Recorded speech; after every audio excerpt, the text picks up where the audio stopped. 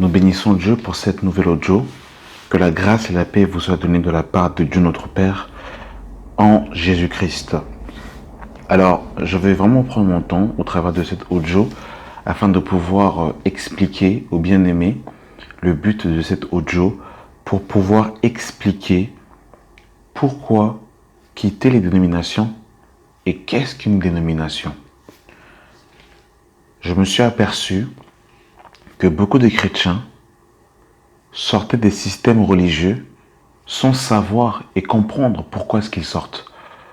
Et après être sortis des systèmes dénominationnels, après être sortis des systèmes religieux, beaucoup de ces chrétiens se trouvent abandonnés, se trouvent seuls, perdus, et quelques-uns d'entre eux font naufrage par rapport à la foi, d'autres,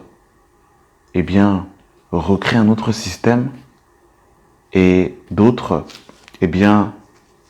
finissent par retourner dans les dénominations parce qu'en vérité, ils n'ont pas compris pourquoi quitter le système religieux. Alors, bien-aimés dans le Seigneur, voilà, vous devez savoir que l'Église est vieille de plus de 2000 ans. Depuis que Jésus-Christ est mort, enseveli et ressuscité, et qu'il est monté au ciel, parti s'asseoir dans les lieux célestes, beaucoup d'événements se sont passés et une succession de prophéties que notre Maître nous avait annoncées s'est réalisée. Nous allons dans cette audio parler de l'Église, parler aussi de l'histoire de l'Église et aussi des prophéties qui concernaient justement les temps de la fin par rapport à la dépravation, par rapport à l'abandon de la foi, par rapport justement à cette grande discorde que nous pouvons voir aujourd'hui dans le corps de Christ. Alors, nous allons dans un premier temps présenter l'Église. Parce qu'aujourd'hui, je le répète encore, chrétiens, vous devez savoir que nous sommes dans les temps de la fin.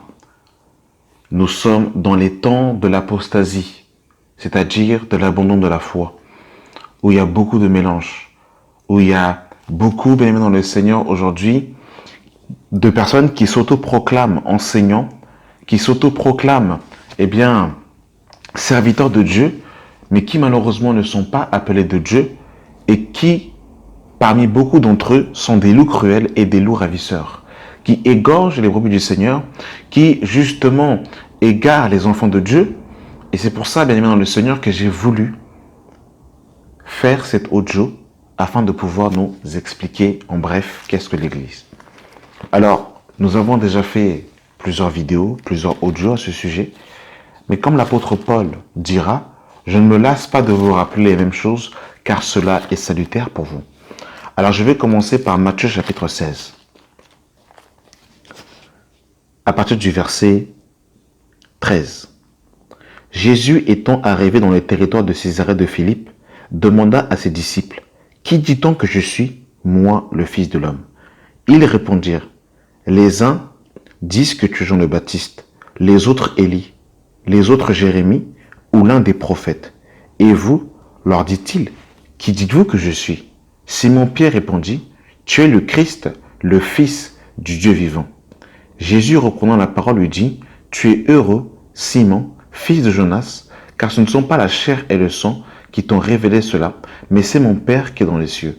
Et moi je dis que tu es Pierre, et sur cette pierre, je bâtirai mon église, et que les portes du séjour des morts ne prévaudront point contre elle. » Donc ici, le Seigneur va pour la première fois utiliser le terme église.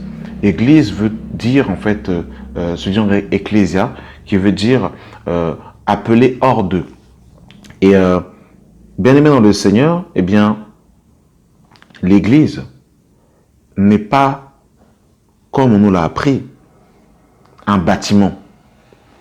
L'Église n'a rien à voir avec des briques. L'Église est constituée de toute personne qui a reçu le Seigneur et qui confesse son nom. Jésus dira dans Matthieu 18, le verset 20, « Car là où 2 ou 3 sont assemblés en mon nom, je suis au milieu d'eux. » Donc, Jésus-Christ se manifeste lorsque des saints se rassemblent en son nom. Ça peut être dans une maison, ça peut être dans un bâtiment, ça peut être dans un jardin, ça peut être dans un garage, n'importe où des frères et des sœurs se rassemblent, unis autour de la parole de Dieu, Jésus est présent. Et Jésus dira encore à la femme samaritaine dans Jean chapitre 4. Jésus va bien expliquer à la femme que ce n'est ni à la montagne ni à Jérusalem qu'il faut adorer Dieu. Jean 4, le verset 22.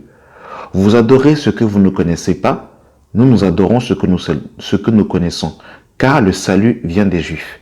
Mais l'heure vient, et elle est déjà venue, où les vrais adorateurs adoreront le Père en esprit et en vérité, car ce sont là les adorateurs que le Père demande. Dieu est esprit, et il faut que ceux qui l'adorent, l'adorent en esprit et en vérité. Donc, voyez-vous, bien aimés dans le Seigneur, ici, ce n'est ni à la montagne ni à Jérusalem qu'il faut adorer Dieu. Donc, Jésus ne va pas définir un lieu spécifique quelconque pour pouvoir adorer le Père. Mais nous avons bien vu dans Matthieu 18, le verset 20, que c'est là où 2 ou 3 sont assemblés en son nom, que Jésus-Christ se manifeste. Et dans Ésaïe, Yahweh avait déjà déclaré quelque chose de très capital que nous allons lire ici. Je fais un petit rappel. Pour d'autres, c'est déjà en fait évident, mais il est bon de rappeler ces choses. Ésaïe 66, le verset 1. Ainsi parle l'Éternel. Le ciel est mon trône et la terre est mon marchepied. Quelle maison pourriez-vous me bâtir et quel lieu me donnerez-vous pour demeure? Toutes ces choses, ma main les a faites et tous ont reçu l'existence, dit l'Éternel. Voyez-vous, bien aimés dans le Seigneur, l'Éternel, ainsi parle l'Éternel, le ciel est mon trône et la terre est mon marchepied. Quelle maison pourriez-vous me bâtir et quel lieu me donnerez-vous pour demeure? Donc, il ne faut pas confondre, bien aimés dans le Seigneur, le temple que Salomon va bâtir ou le temple de Zorobabel ou la tente d'assignation pour l'associer à la maison de Dieu et dire que quand on va dans un bâtiment, eh bien, on rentre justement dans la maison de l'Éternel. Bien aimé, ça n'a rien à voir. C'était le temps de la loi. La dispensation a totalement changé. Nous ne sommes plus au temps de Moïse, bien aimé dans le Seigneur. Et vous devez savoir que le temple était en fait tout simplement l'ombre. C'est-à-dire que le Seigneur nous parlait déjà des choses à venir. Et le véritable temple est venu. Ce véritable temple n'était rien d'autre que Jésus-Christ lui-même, qui dans Jean chapitre 2 va dire « Détruisez ce temple et en 3 jours je le relèverai ». Et la Bible nous dira qu'il parlait du temple de son corps. Donc la Bible nous apprend que le corps de Jésus-Christ était comme un temple. Donc nous comprenons par cela que le temple que Salomon va construire, où Yahweh va dire « J'habiterai au milieu de mon peuple », nous parlait tout simplement du corps de Jésus-Christ, où toute la plénitude de la divinité habitait corporellement en Jésus-Christ, selon Colossiens chapitre 2, à partir du verset 9, car en lui habite corporellement toute la plénitude de la divinité. Le corps de Jésus-Christ était la tente d'assignation, était le temple véritable, et la gloire de Dieu, le Père, habitait en Jésus-Christ. Et c'est pour ça que la parole de Dieu nous dira dans 2 Corinthiens chapitre 5 que Dieu était en Christ, réconciliant le monde avec lui-même. Et dans Jean 14, Jésus dira à Philippe, « Ne crois-tu pas que je suis dans le Père et que le Père habite en moi ?» Donc, toutes ces choses étaient l'ombre des choses à venir pour nous parler du véritable temple qui devait venir, qui était Jésus de Nazareth. Mais vous devez comprendre que Dieu n'habite pas dans un temple fait par les mains de l'homme. Et nous sommes pour cela dans Actes, chapitre 17.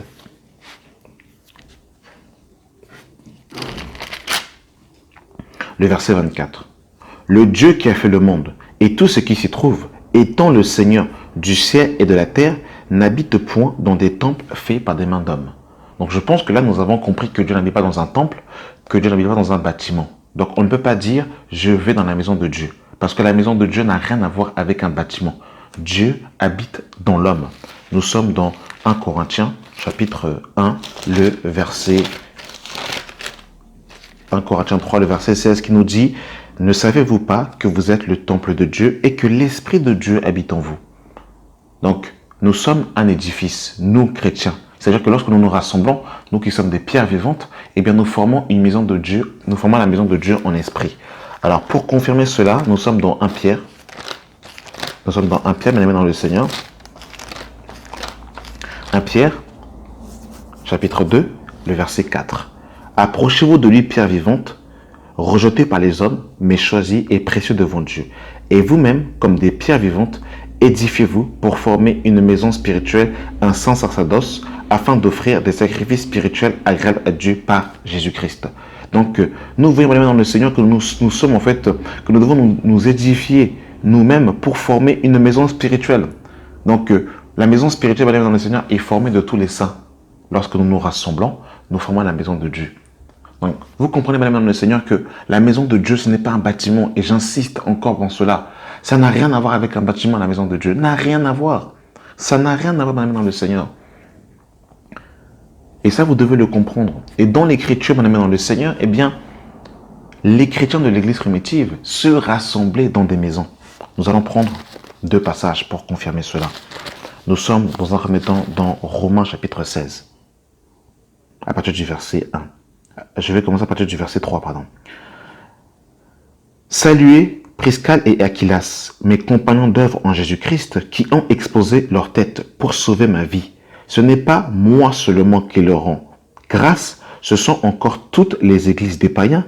Saluez aussi l'église qui est dans leur maison. Donc, on voit bien aimé dans le Seigneur ici, on va nous parler de l'église qui est dans leur maison. Donc, on ne parle pas de l'église de maison, mais l'église qui est dans la maison.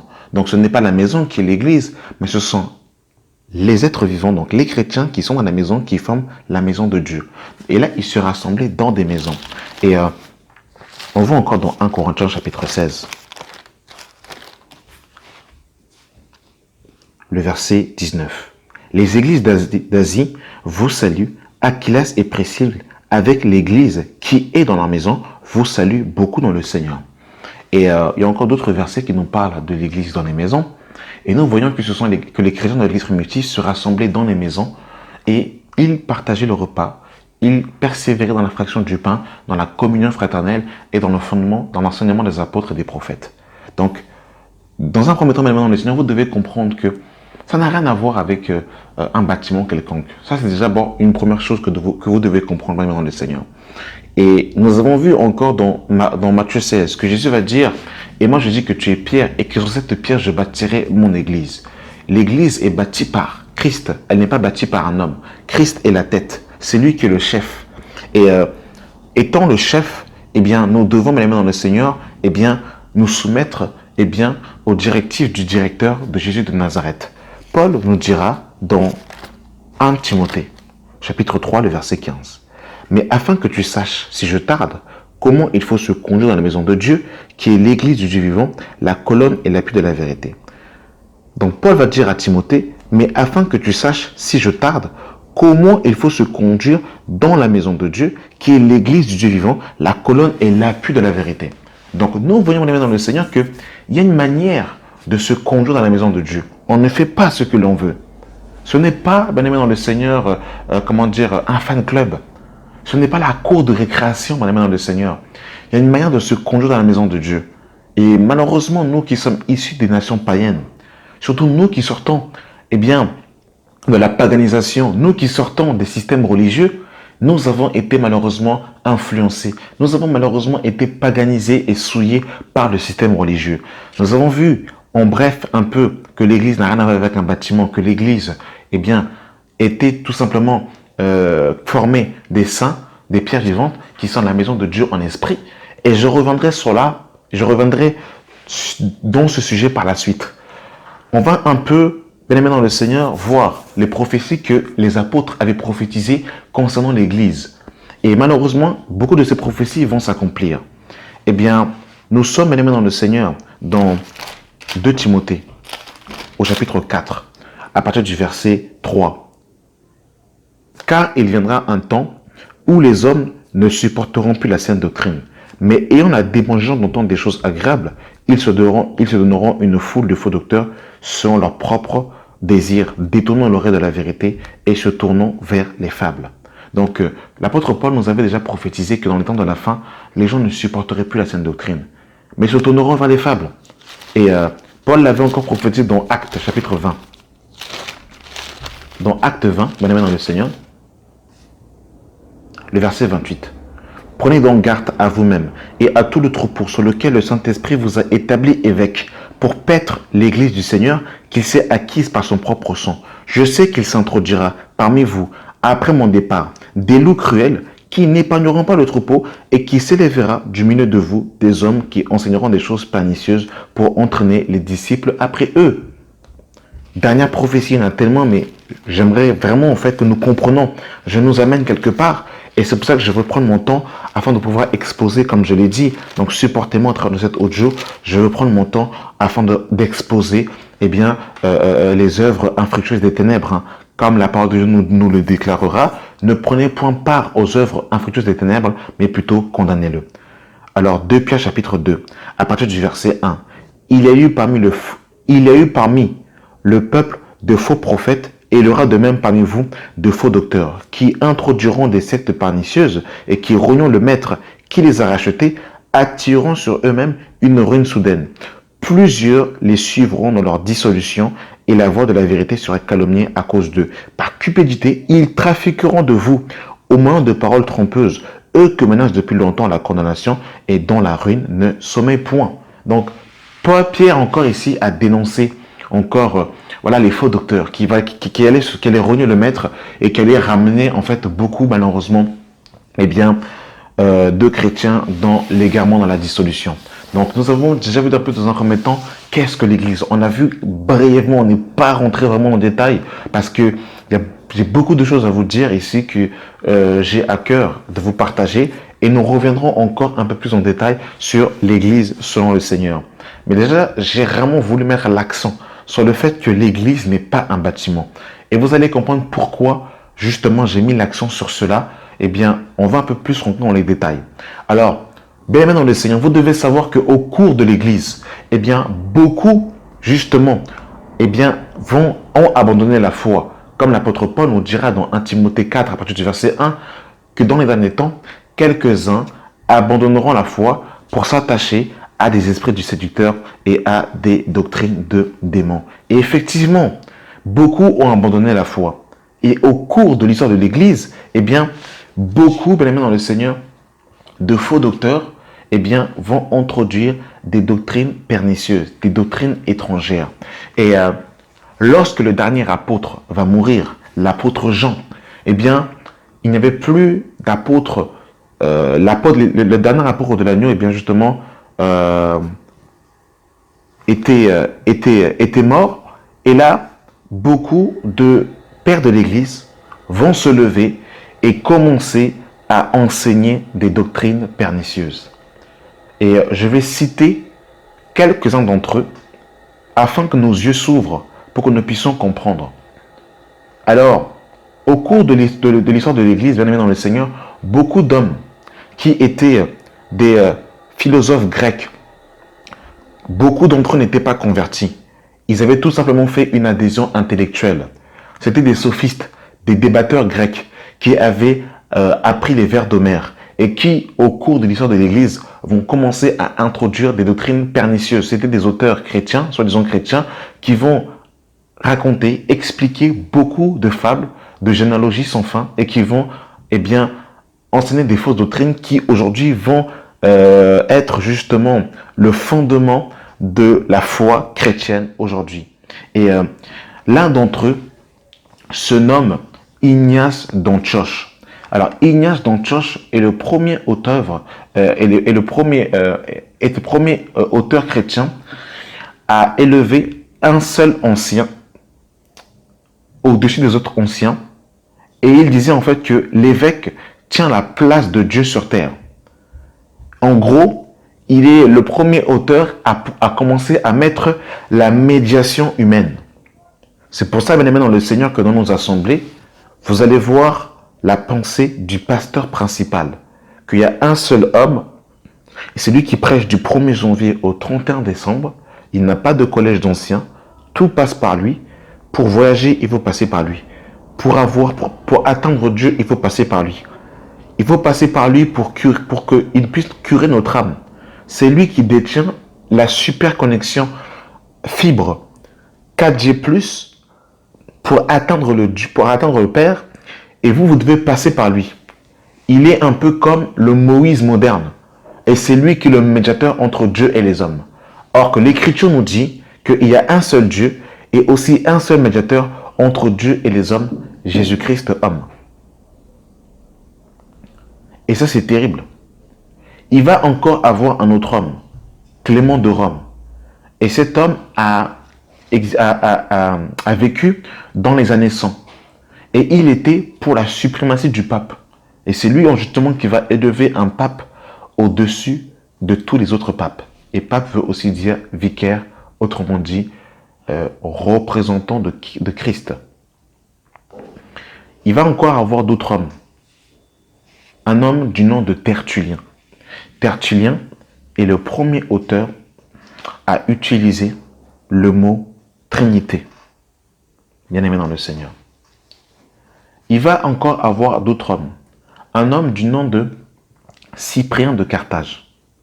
Cyprien de Carthage, eh bien, est le premier homme à remettre en place la pratique de la dîme. Et il s'était inspiré justement, eh bien, de la loi pour remettre à l'ordre du jour la pratique de la dîme en disant qu'il fallait que les évêques soient aussi payés avec l'impôt qu'on appelle la dîme. Donc si la dîme, eh bien, est remis à l'ordre du jour de nos assemblées, eh bien, c'est Cyprien de Carthage qui va remettre à l'ordre du jour la pratique de la dîme dans nos assemblées. Et comme je vous disais, la plupart étaient des sophistes, des débatteurs grecs, qui avaient appris les vers d'Homère. Et ils aimaient les discours et la rhétorique. Et ça, bien aimé dans le Seigneur, il faut le savoir, parce que ça fait partie de l'histoire de l'Église. Et là où la colonne vertébrale des fausses doctrines de l'Église chrétienne, enfin de la foi chrétienne, va justement être dressée, eh bien c'est en 325. En 325, bien aimé dans le Seigneur, il va avoir la première réunion écuménique. Et Constantin, qui était empereur à cette époque, va faire la première réunion écuménique. Il va rassembler deux prêtres d'Alexandrie, Athanase et Arius. Athanase et Arius vont avoir des conflits terribles. Et Athanase disait que Jésus est Dieu et Arius disait que Jésus n'est pas Dieu. Et ils vont avoir des conflits terribles. Et Constantin va rassembler justement ces deux prêtres pour pouvoir traiter la question de la divinité. Et à l'issue de ce concile, eh bien, qu'est-ce qui va en sortir? Il va en sortir que Jésus-Christ était Dieu. Et c'est là où par la suite, on va mettre en place le principe de la Trinité. Dieu le Père, Dieu le Fils, Dieu le Saint-Esprit, que le Père est plus important que le Fils et que le Fils est plus important que le Saint-Esprit. Et ces images que nous pouvons retrouver sur Google, où nous voyons le Père avec une barbe blanche, le Fils qui est le jumeau du Père, un peu plus jeune, avec le Saint-Esprit qui est représenté comme une colombe, eh bien, vient du catholicisme romain. Et il faut savoir une chose dans le Seigneur, c'est que Constantin lui-même avait tout un panthéon de divinités de dieux étrangers. Et Constantin lui-même, eh bien, observait d'autres divinités. Et l'une des divinités qu'il observait aussi, c'était les dieux égyptiens. Et dans les dieux égyptiens, nous retrouvons la triade égyptienne. Horus, Osiris et Isis. Et la Trinité, bien aimée dans le Seigneur, était déjà pratiquée eh bien, dans les cultes païens. Et il y a aussi justement la Trinité hindouiste, où il y a aussi d'autres divinités qui sont adorées. Et c'est terrible, bien aimé dans le Seigneur. Hein. Vous devez savoir ces choses parce que ça fait partie de l'histoire de l'Église. Et je vais prendre mon temps pour, comme je vous expliquais, pour tout vous expliquer. Mais vous devez savoir que c'est terrible. Comment est-ce que, eh bien, toutes ces choses, eh bien, viennent de ce premier concile. Et bien avant ce premier concile, où la plupart de ces réunions écuméniques vont être votées. Donc, comme je vous l'ai expliqué, par la suite, après cette première réunion, eh bien, il va encore avoir d'autres fausses doctrines qui vont être mises en place. Notamment l'Immaculée Conception, le fait que Marie soit née sans le corps de péché, l'Assomption, la montée de Marie au ciel, le culte à Marie, commencer à adorer Marie comme étant la médiatrice entre Dieu et les hommes, commencer à rendre un culte aux reliques, aux statuettes, et commencer à mettre en place et à voir que le bâtiment, c'est ça l'Église. La toge, c'est-à-dire les vêtements sacerdotaux que les prêtres catholiques ont, mettent afin de pouvoir servir le Seigneur. Et le fait d'associer dimanche comme étant le jour du Seigneur. Et pourquoi est-ce que dimanche a été mis comme étant le jour du Seigneur? Chez les Hébreux, le Shabbat, c'est le samedi. Et les catholiques, comme eux, notamment Constantin, adoraient plusieurs divinités, notamment le Dieu Soleil, eh bien, il a mis ce jour comme étant dimanche. Dimanche, en anglais, se dit Sunday, et tout simplement, ce jour était associé et attribué à la divinité Soleil. Et c'est pour ça aussi que nous retrouvons dans la pratique catholique, eh bien, dans le repas du Seigneur, la scène, l'hostie qui est rond. Et cette sphéricité, eh bien, était associée au Dieu Mitra, au Dieu Soleil. On va voir encore par la suite qu'on va mettre en place le baptême par aspersion, c'est-à-dire de pouvoir baptiser des enfants avec des gouttes d'eau sur le front et non le baptême par immersion, c'est-à-dire le corps plongé dans. Vous voyez bien aimé dans le Seigneur? On va voir encore toutes sortes de doctrines, de fausses doctrines qui vont être mises en place, notamment la bénédiction nuptiale, le fait qu'il faut que ce soit un pasteur qui puisse bénir le mariage. Cette doctrine vient du Concile de Trente, vers 1563, où l'Église catholique va mettre en place les 7 sacrements. Et dans les 7 sacrements, ils avaient mis en place la bénédiction nuptiale. C'est-à-dire que pour qu'un mariage soit validé, il fallait qu'il soit fait en présence d'un curé compétent afin de 2 témoins. Et cette pratique va être reprise par la suite par les églises évangéliques. On va mettre en place encore eh bien, le catéchisme, c'est-à-dire les enseignements avant le baptême. Toutes les personnes qui étaient baptisées dans la Bible étaient baptisées le premier jour où elles avaient reçu le Seigneur. Lisez Acte 2. Lisez Acte 8 avec les chrétiens dans la Samarie, avec l'eunuque éthiopien. Lisez Acte 10 avec Corneille. Lisez Acte 16 avec Lydie. Lisez Acte 19 avec les disciples de Jean le Baptiste. Tous les chrétiens qui avaient reçu le Seigneur et qui avaient reçu l'Esprit étaient baptisés le même jour de leur conversion. Mais aujourd'hui, cette doctrine qui est issue du catholicisme romain, qui nous parle justement ici de pouvoir recevoir des cours avant le baptême, vient de l'Église catholique. Il y a tellement de fausses doctrines, madame, dans le Seigneur, qui viennent de ces doctrines. La Noël, qui nous parle de l'anniversaire de Jésus, que Jésus est né le 25 décembre. Cette doctrine n'est pas biblique. La Bible ne nous a jamais, enseigné à fêter l'anniversaire de Jésus avec le 25 décembre, avec toutes ces guirlandes et toutes ces choses que nous voyons. Tout ça, bien-aimé dans le Seigneur, ce n'est pas de Dieu. Toutes ces choses, bien-aimé dans le Seigneur, ce n'est pas de Dieu. Il y a tellement de fausses doctrines qui ont été introduites où on nous parle encore du purgatoire, c'est-à-dire de ce lieu temporaire où les âmes vont quand elles meurent. Eh bien, quand justement la famille du défunt donne des doléances, de l'argent, pour que les évêques puissent prier pour l'âme afin que ce dernier puisse entrer dans le paradis de Dieu.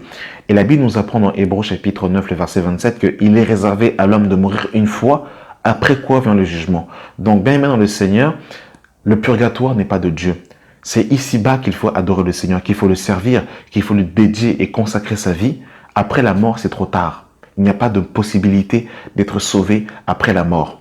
Donc, il y a tellement de fausses doctrines, mesdames et dans le Seigneur, qui vont être mises en place. La médiation humaine, le dimanche comme étant le jour du Seigneur, le vêtement sacerdotaux. C'est pour ça que vous voyez que beaucoup de chrétiens le dimanche s'habillent, costumés, cravatés, bien pouponnés, bien maquillés, bien peignés, parce que c'est soi-disant le jour du Seigneur. Alors que le jour du Seigneur, c'est tous les jours. Paul dira dans Galates chapitre 4, vous observez les jours, les mois et les années. Je crains d'avoir travaillé inutilement. Donc, bien aimés dans le Seigneur, toutes ces choses sont issues de beaucoup de fausses doctrines qui ont été introduites au cours de l'histoire de l'Église. Et lorsque nous voyons aujourd'hui dans nos enseignements aujourd'hui, nous voyons que beaucoup de dénominations aujourd'hui ont été mises en place. Quand nous voyons les 7 églises de l'Apocalypse, l'église d'Éphèse, l'église de Smyrne, l'église de Pergame, l'église de Thyatire, l'église de Laodicée, l'église de... les 7 églises de l'Apocalypse, les 7 églises de l'Asie mineure, étaient associées à des villes. En fait, c'était des églises locales. C'était dans la localité que les chrétiens se rassemblaient. Et par rapport à cette localité, les chrétiens qui étaient associés à la localité se rassemblaient ensemble. Comment ils faisaient, bien aimés dans le Seigneur? Ils se rassemblaient dans les maisons, aussi dans les places publiques, et ils persévéraient dans l'enseignement des apôtres et dans la fraction du pain. Alors vous me direz en quoi attribuer un nom à une église est péjoratif et démoniaque, n'est pas de Dieu et dilue la vérité de l'évangile. Tout simplement que dans ces bâtiments d'église, avec une dénomination associée justement à des associations cultuelles, je vous dis la vérité, beaucoup ont mis en place leur propre système et ne fonctionnent pas selon le fonctionnement de l'église. Et vous verrez que dans beaucoup de systèmes religieux, dans beaucoup de dénominations, c'est le système de l'homme qui prédomine, qui règne, et tout est préétabli, tout est ficelé, tout est agencé, tout est coordonné. On sait comment ça va commencer, on sait comment ça va finir. Il n'y a pas la surprise du Saint-Esprit et tout est déjà, préparé. Et pour vous donner quelques exemples de ce qui se passe dans les systèmes religieux, c'est toujours la même chose. Je vous invite, lisez vos Bibles, montrez-moi dans la Bible où est-ce que Jésus-Christ prêchait sur la chair. Le fait que la chair soit établie dans une assemblée où il ne faut pas poser ses pieds sur la chair parce que c'est le seul l'homme de Dieu qui peut marcher dans cet endroit, montrez-moi dans l'Écriture où Paul a prêché sur la chair, où Pierre a prêché sur la chair, où Jésus lui-même a prêché sur la chair. Cette chair-là, dans les Écritures, ça vient d'où? Parce qu'il faut que vous compreniez et sachiez l'origine. Il faut sortir de l'idolâtrie, il faut sortir du voile de l'ignorance pour revenir à la parole de Dieu bien-aimé dans le Seigneur.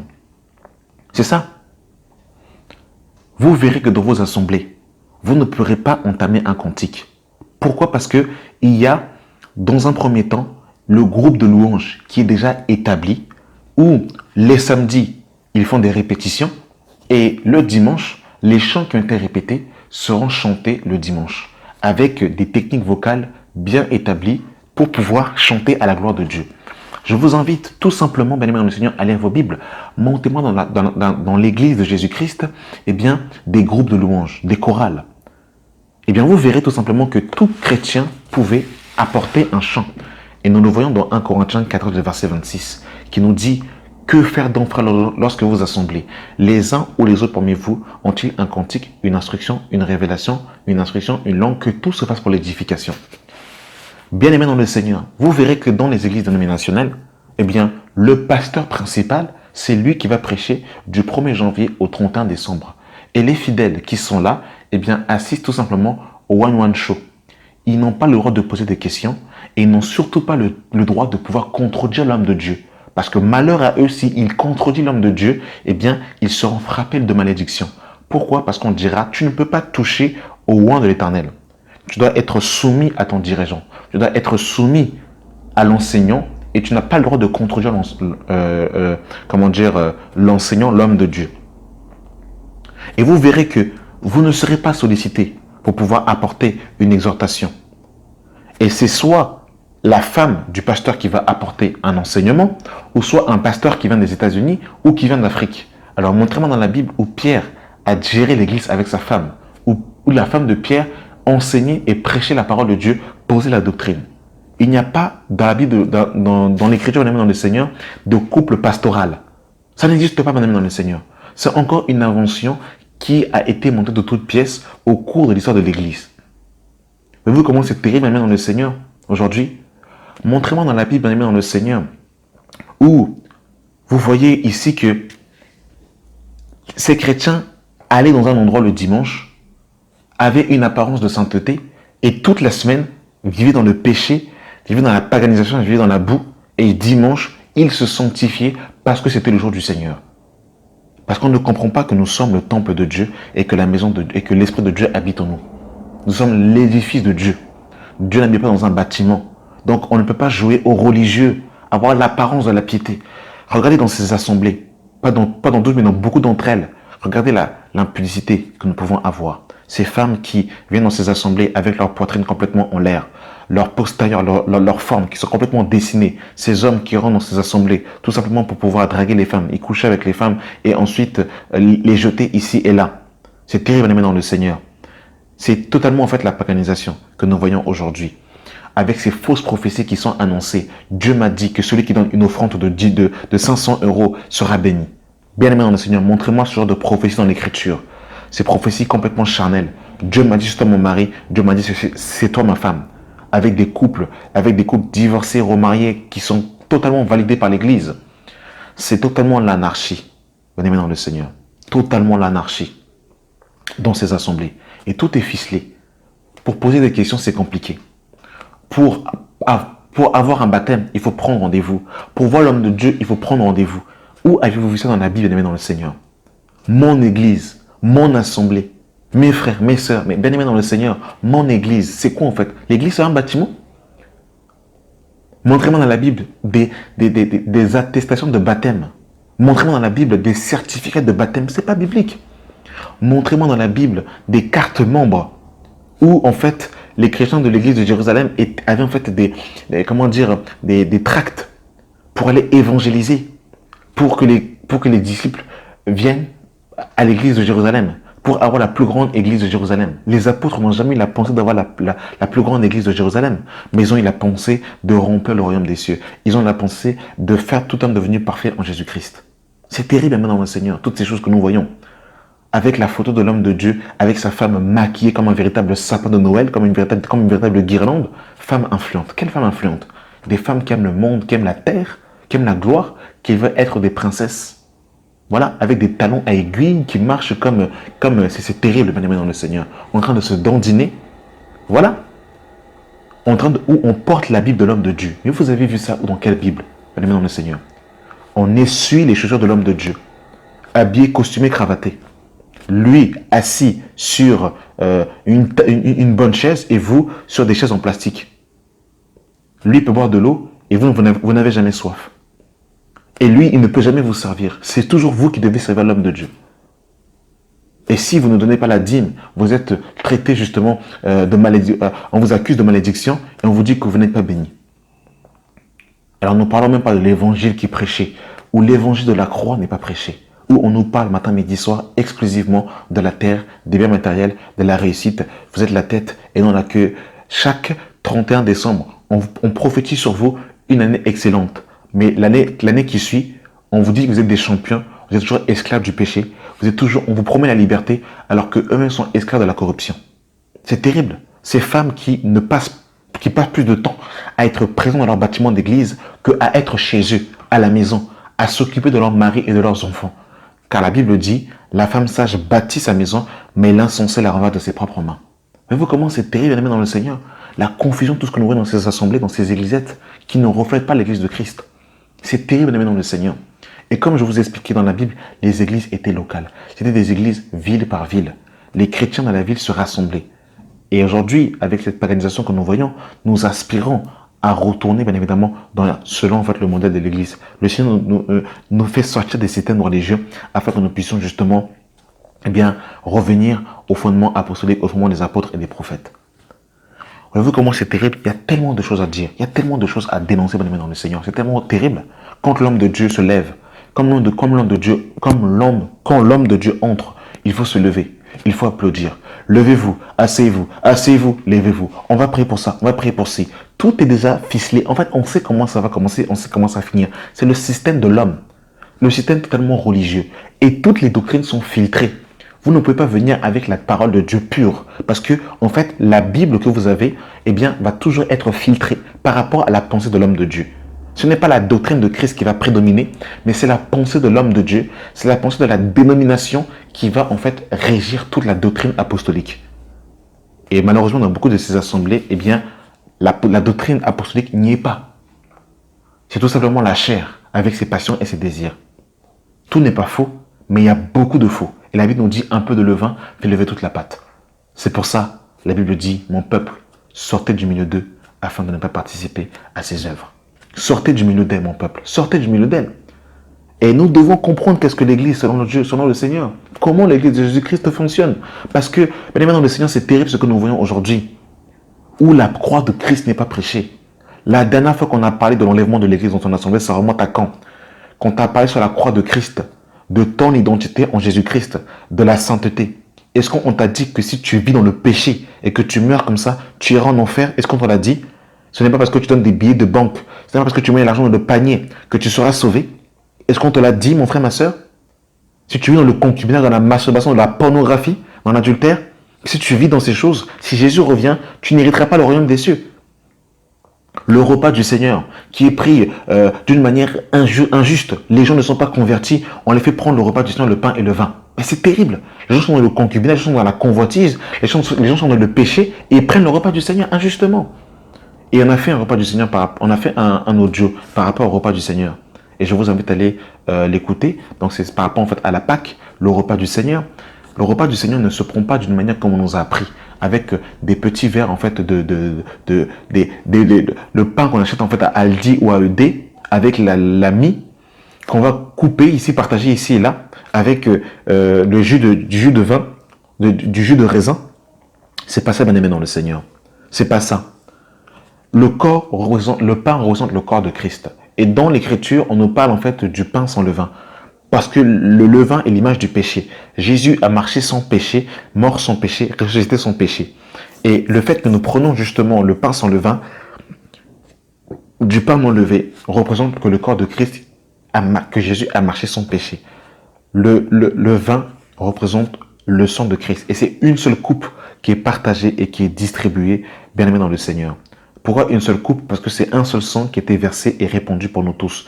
Un seul pain parce que c'est un seul corps qui a été levé, brisé pour nous tous et partagé parce que nous sommes membres les uns des autres. Mais nous allons faire notre job sur cela si vous voulez avoir plus de détails, plus de précision. Et quand vous arrivez dans ces endroits, on se moque de savoir si réellement vous êtes convertis. Ce qui importe à ces hommes, c'est que leur bâtiment soit rempli. C'est que vous puissiez remplir les bancs. Mais on s'en moque de savoir si vous êtes convertis, si vous êtes nés de nouveau. On s'en moque. Si vous vivez dans le péché, ça peu leur importe. Eux, ce qu'ils veulent, c'est que vous donnez votre dîme, c'est que vous soyez fidèles au bâtiment d'église. C'est terrible. L'apparence de la piété, costumé, cravaté, tout ça là, c'est terrible. Ces Jézabel là, c'est incroyable à aimer dans le Seigneur. Ces hommes en fait qui se prennent pour des Miss Monde. Seigneur, sauve-nous. Que Dieu sauve son peuple. C'est terrible à aimer dans le Seigneur. C'est que nous voyons. Et on va voir toutes sortes d'activités pour la jeunesse, rap chrétien, dancehall chrétienne, l'école du dimanche. Bien-aimés dans le Seigneur, vous devez enseigner vos enfants. Vous devez enseigner vos enfants. Timothée a reçu la foi de sa mère et de sa grand-mère. Vous devez enseigner vos enfants. Est-ce que vous savez qu'est-ce qu'on vous communique? Est-ce que vous savez qu'est-ce que ces gens, en fait, est-ce que vous connaissez la moralité de ces gens quand vous confiez vos enfants à ceux dans l'école du dimanche et qui vous enseignent, ces hommes? Quel enseignement? Quel enseignement? Où en fait vos enfants regardent des dessins animés impudiques? C'est ça? C'est terrible, bien-aimés dans le Seigneur. C'est de la garderie pour la plupart d'entre eux. C'est terriblement terrible, bien-aimés dans le Seigneur. C'est grave ce que nous voyons. Et on va faire voilà, des petites sorties. Hein. Donc voilà, on va faire du basket, on va faire du foot pour toucher la jeunesse, pour que la jeunesse puisse s'attacher à Dieu. C'est pas ce que Paul va dire à Timothée, voyons. Paul ne va pas dire à Timothée de faire du football pour qu'il puisse s'approcher du Seigneur. Tout ça, c'est la terre, bien-aimé dans le Seigneur. C'est la chair avec ses passions et ses désirs. C'est terrible. Et on le voit, le fruit que ça produit dans la vie de ces jeunes. C'est l'orgueil. On le voit en train tout simplement de prendre des photos, tout le temps en train de se photographier sur Internet, sur les réseaux sociaux, sur Instagram, sur WhatsApp, sur Facebook. Ils mettent leurs photos où on voit toutes leurs dents, toutes leurs gencives. C'est terrible. On voit que eux, on ne voit pas Christ. C'est terrible, amen, mon Seigneur. C'est terrible. La gloire de la chair, la gloire de sa propre personne, l'amour et le culte du corps. Voilà ce que l'on voit. Voilà ce que ces enseignements produisent. Ça produit la chair. Il n'y a pas la mort. Il n'y a pas la mort de la chair. Il n'y a pas la vie de l'esprit. Il n'y a pas la croix de Christ, tout simplement. Et Christ n'est pas présenté. Christ n'est pas présenté dans ces lieux. Et si vous ne venez pas un dimanche, on vous met la pression. On vous met la pression si vous n'allez pas dans ces lieux. Et tout cela, bien aimé dans le Seigneur, il faut sortir de ces dénominations. Il faut sortir de ces systèmes pyramidaux. Et toutes ces dénominations viennent de Genèse chapitre 11. De Genèse 11. Faisons-nous un nom, bâtissons une tour, unissons-nous. Ça vient de Babylone. Voilà. Le mélange et la confusion. Tout ça, c'est Babylone, bien aimé dans le Seigneur. C'est Babylone. Le fait de vouloir rester dans un lieu géographique et de ne pas vouloir justement se rassembler avec les frères et les sœurs afin de pouvoir communier justement dans la crainte de Dieu, dans la vérité. Donc, j'ai voulu encore faire un rappel. Il y a tellement de audio où on a parlé du système religieux, mais j'ai voulu dénoncer encore, faire encore un rappel, une piqûre de rappel. Il y a beaucoup de choses à dire, mais je vais d'abord m'arrêter ici parce que je pense avoir déjà dit ce que je devais donner. Mais vraiment, Seigneur, vraiment chrétien, enfant de Dieu, lisez votre Bible. Lisez votre Bible et regardez ce qui se passe dans vos églises et ce qu'il y a dans la Bible. Ne soyez pas idolâtres. Lisez votre Bible. Arrêtez d'être des idolâtres. C'est l'éternité qui est en jeu, bien aimé dans le Seigneur. Arrêtez d'être dans la chair, bien aimé dans le Seigneur. Véritablement. Comprenez l'Église selon les Écritures. Lisez votre Bible, bien aimé dans le Seigneur. Lisez votre Bible. Lisez votre Bible, bien aimé dans le Seigneur. Lisez votre Bible. Arrêtez d'être incrédule. Arrêtez d'être des idolâtres. Méditez les saintes Écritures, bien aimé dans le Seigneur, je vous en supplie. Je vous en prie. Il en va de l'éternité. Il en va de votre salut. Ne vous laissez pas berner inutilement. Ne vous laissez pas tromper. Je vous en supplie, bien aimé dans le Seigneur. Voilà, c'était un cri. J'ai voulu crier afin de nous exhorter à véritablement revenir dans le fondement des apôtres et des prophètes, Jésus-Christ étant lui-même la pierre angulaire. J'espère que le Seigneur vous aura parlé et que vous avez compris ce qu'on a pu dire un peu dans cet audio, parce qu'il y a encore beaucoup de choses à dire. On fera encore d'autres audios où on parlera encore de l'Église. Merci d'avoir pris le temps d'écouter cet audio et que la grâce et la paix vous a donné de la part de Dieu notre Père en notre Seigneur Jésus-Christ. Amen.